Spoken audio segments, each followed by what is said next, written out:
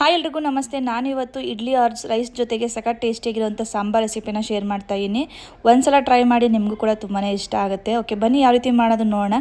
ಮೊದಲಿಗೆ ಇಲ್ಲಿ ತರಕಾರಿಗಳನ್ನು ಕೂಡ ಹೆಚ್ಚಿಟ್ಕೊಂಡಿದ್ದೀನಿ ಫಸ್ಟು. ಹಾಗೆ ಇಲ್ಲಿ ಮಸಾಲೆಗೆ 1 ಸ್ಪೂನ್ ಕಡಲೆಬೇಳೆ, 1 ಸ್ಪೂನ್ ಉದ್ದಿನಬೇಳೆ, 1/4 ಟೀ ಸ್ಪೂನು ಮೆಂತ್ಯ, ಅರ್ಧ ಸ್ಪೂನ್ ಮೆಣಸು, 1 ಸ್ಪೂನ್ ಧನಿಯಾ, 1 ಸ್ಪೂನ್ ಜೀರಿಗೆ ಹಾಕಿ ಹುರ್ಕೊಂಡು, ಹಾಗೆ ಒಂದು 5-6 ಬ್ಯಾಡಗೆ ಮೆಣಸಿನ್ಕಾಯಿ ಕೂಡ ಹಾಕಿ, ಜೊತೆಗೆ 1 ಕಡ್ಡಿ ಕರಿಬೇವು ಹಾಕ್ಕೊಂಡು ಲೈಟಾಗಿ ಹುರ್ಕೋಬೇಕಾಗುತ್ತೆ ಇದನ್ನು ಲೋ ಫ್ಲೇಮಲ್ಲಿ. ನೆಕ್ಸ್ಟು ಕಾಯಿ ತುರಿ, ಲಾಸ್ಟಲ್ಲಿ ಕಾಯಿ ತುರಿನೂ ಕೂಡ ಹಾಕಿ ಅದನ್ನು ಆರೋಕ್ಕೆ ಬಿಡಿ, ಮಿಕ್ಸ್ ಮಾಡಿಕೊಂಡು.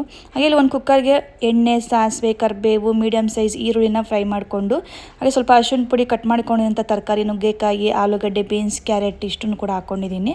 ಇದು ಕೂಡ ಸ್ವಲ್ಪ ಫ್ರೈ ಮಾಡಿಕೊಂಡು ನಾವು ಏನು ಮಸಾಲೆ ರುಬ್ಕೊಂಡಿದ್ವಲ್ಲ ಹುರಿದು, ಆ ಮಸಾಲೆನೂ ಕೂಡ ಇಲ್ಲಿ ಆ್ಯಡ್ ಮಾಡಿಕೊಂಡು, ಮತ್ತು ಹಾಗೆ ಬೇಯಿಸ್ಕೊಂಡಿರೋಂಥ ತೊಗರಿಬೇಳೆ ನೀರನ್ನು ಕೂಡ ಹಾಕ್ಕೊಂಡಿಲ್ಲಿ ರುಚಿಗೆ ತಕ್ಕಷ್ಟು ಉಪ್ಪು ಮತ್ತು ಕನ್ಸಿಸ್ಟೆನ್ಸಿ ನೀರು ಆ್ಯಡ್ ಮಾಡಿಕೊಂಡ್ರೆ ಸಾಂಬಾರು ರೆಡಿ ಆಗುತ್ತೆ. 1 ವಿಸಿಲ್ ಕುಗ್ಸ್ಕೊಂಡ್ರೆ ಸಾಕಾಗುತ್ತೆ, ಪರ್ಫೆಕ್ಟಾಗಿ ಸಾಂಬಾರು ರೆಡಿ ಆಗುತ್ತೆ. ಹಾಗೆ ಜೊತೆಗೆ ನಾನು ಇಡ್ಲಿ ಮಾಡ್ತಾಯಿದ್ದೀನಿ. ಸೂಪರ್ ಕಾಂಬಿನೇಷನ್ ಅಂತಲೇ ಹೇಳ್ಬೋದು.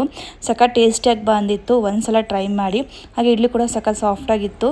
ಹಾಗೆ ಇಲ್ಲಿ ನಾನು ಸರ್ವ್ ಮಾಡ್ತಾಯಿದ್ದೀನಿ, ನೋಡ್ತಾ ಇರ್ಬೋದು ಯಾವ ರೀತಿ ಕಲರ್ ಆಗಿರ್ಬೋದು, ಕನ್ಸಿಸ್ಟೆನ್ಸಿ ಎಷ್ಟು ಚೆನ್ನಾಗಿದೆ ಅಂತ. ತಿಂಡಿಯೆಲ್ಲ ಮುಗಿಸ್ಕೊಂಡು ಹಾಗೆ ಇವತ್ತು ಆಲೂಗಡ್ಡೆ ಸ್ವಲ್ಪ ಚಿಪ್ಸ್ ಕೂಡ ಮಾಡ್ಕೊಳ್ಳೋಣ ಅಂತ ಮಾಡ್ಕೊತಾ ಇದ್ದೀನಿ. ಇಲ್ಲಿ ಆಲೂಗಡ್ಡೆ ಈ ರೀತಿ ತುರಿದು ಹಾಗೆ ಸ್ಟೋರ್ ಮಾಡಿ ಇಟ್ಕೊಳ್ಳೋಣ 1 ಮಂತ್ ಆಗೋಷ್ಟು ಅಂತಂದ್ಬಿಟ್ಟು ಜಾಸ್ತಿ ಕ್ವಾಂಟಿಟಿಲೇ ಮಾಡ್ಕೊತಾ ಇದ್ದೆ. ಇದು ಪೂರ್ತಿ ವ್ಲಾಗ್ನು ಕೂಡ ಅಪ್ಲೋಡ್ ಮಾಡಿದ್ದೀನಿ, ಇಂಟ್ರೆಸ್ಟ್ ನೀವು ಚೆಕ್ ಮಾಡ್ಬೋದು. Thank you.